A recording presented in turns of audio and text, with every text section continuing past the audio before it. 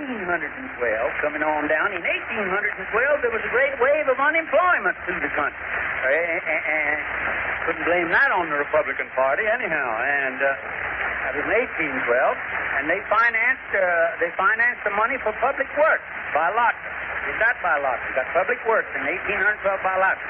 Now they do it by magic. Lotteries in our history come clear on down to the Louisiana. You all remember when the Louisiana lottery, it was doing great till they drew you along and then they stopped it. Every time a church wants to raise any money, they put on a raffle. You know that. And a raffle, that's just a kind of the Ford of lottery. And, what you buy? I thought that was a pretty good little gag, too. There you are.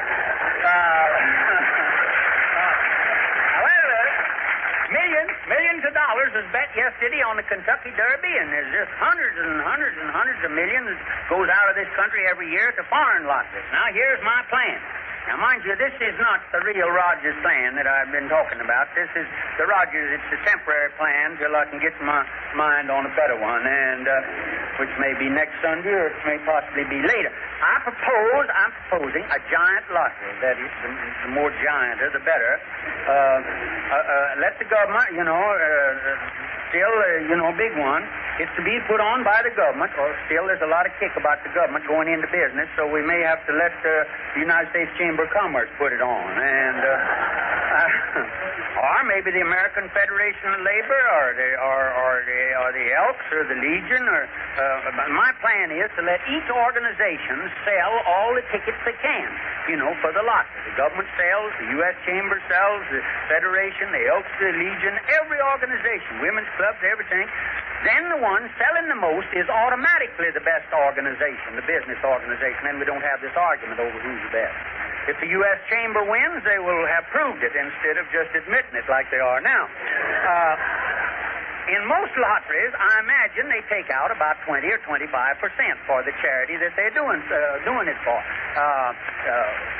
But in my plan, the RLTURCCOABL plan, that's the Rogers Lottery temporary until I can think of a better plan. And remember the initials now. RLTURCCOAB plan, Rogers Lottery temporary emergency plan until I can think of a better one. I take 50% of the whole fund. It goes to relief, and 10% goes to expenses. See what I mean? And commissions to the people that sell the tickets. Now, the 40% goes to the winners. You say, yeah, but will they invest this money when they only get 40% of it back? Certainly, because they don't know. The winners, the losers wasn't going to get anything, and the winners ought to be tickled to get that much back. And they don't know whether they're going to win or not, anyhow. And all this money is to go to pay for all relief. Now, mine, it does away with all this relief money they're spending. This replaces all of the all relief. And all things of a charitable nature. Anything that we've got, that's by charity. But this is a big thing in my plan.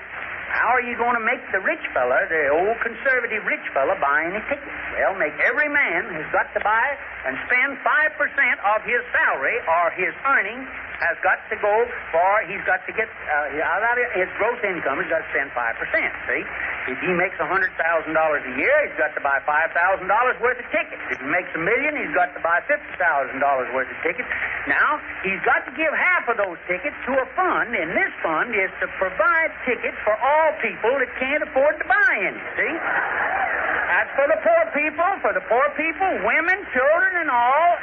Charity patients in the hospital, every man, woman, and child in this country must have a ticket. In that way, we keep it a democratic country. You see, according to my plan, you make the moneyed entrants pay for the less fortunate. It's the only plan that a rich man won't kick on, for he still is holding thousands of tickets of his own. You see what I mean? After you give up half of them, you can always get money out of a rich guy if you can show him where there's a chance that he's liable to bring something home with him with it, Then, too, he feels like he's provided thousands of tickets for the ones, that maybe couldn't bought the tickets, Whole thing is a kind of a glorified Wall Street, only you don't need as much money and you have more chance to win. That was the idea. Now, here's another do-rag. newfangled of a plan. Don't make the lottery on a horse race. I propose that the real big lottery be made on our national election. See, on the presidential election, which is about, it's about to die out on account of interest anyway, I don't know, we're just losing interest from them. You see, our two national parties have got to a point where there's no difference in them anyhow. You can't tell a Democrat, well, whatever one will promise, the other will see them and then raise them. And then if there's a third party, it adds up what the other two have promised, and it'll promise as much as both of them combined. And the general public, I don't know, they just lost all the taste for them. They don't care nothing about them. Now, in my plan, everybody that has hopes for running for president on any and all tickets, his name is in there. See, it's all in there, like it is these horses in the Grand National and the Kentucky Derby or any of these sweepstakes. The names are all in there. Then a couple of weeks before election, or a month, you draw out these names. There'll be hundreds of tickets on each candidate, see? Won't just be one winner. There'll be lots of winners, lots of tickets on each candidate, see? And thousands of cash prizes, some tremendous prizes, So in the draw, you may get Mr. Hoover, Mr. Vandenberg, or Franklin Delano Roosevelt, or Teddy Roosevelt, or Eleanor Roosevelt, or Buzzy Roosevelt, or Sister Roosevelt, or Father Coughlin, Upton St. Clair, Townsend, Dewey, Governor of Kansas, Ogden Hill, maybe Clark Gable. Now, when the drawing is over, then those that have drawn tickets on these various candidates, see, now get this, well, then they get out and start working for them, don't you see? They start working for them. So that's where you get the interest in the election, which you haven't got now. Not because they want him for president, but they want to collect all this ticket, don't you see? In that way, we can make our elections a big event. We can make the American election as big a thing as the Grand National in England, And just as important to the world as that is. Or maybe we can make it as big as the Kentucky Derby or Santa Anita Handicap. We would make everybody election conscious, We'd even sell tickets all over the world, and ours would be so big we could sell tickets all over the world and get some of this money back over there instead of us sending it over there, because those people are great gamblers. Any Europeans are bigger gamblers than us. And they'll go where the biggest lottery is. Now, we can't have the biggest army and the biggest navy and all that, see?